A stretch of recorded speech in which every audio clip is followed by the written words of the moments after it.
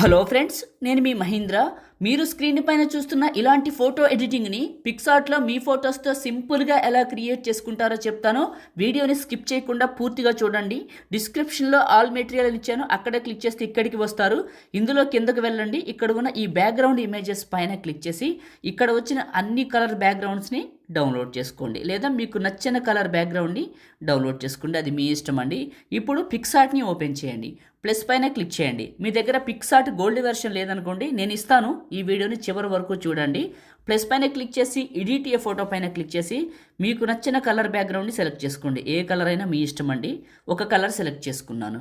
Okay, tools పైన click చేసి adjust saturation కొద్దిగా పెంచుకోండి.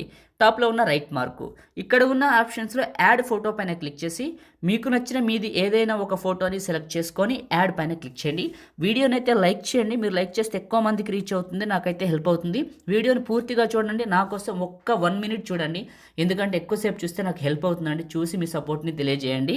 రిమూవ్ బీజీ పైన క్లిక్ చేసి రిమూవ్ బ్యాక్గ్రౌండ్, ఇది గోల్డ్ వెర్షన్ వాళ్ళకే పనిచేస్తుంది. ఒకవేళ మీకు కావాలనుకోండి, నాకు ఒక ఇన్స్టాగ్రామ్ ఉంది, దాని ఐడి వచ్చేసి పగిడి మహేంద్ర. గుర్తుంచుకోండి, పగిడి మహేంద్ర అని కొడితే వస్తుంది.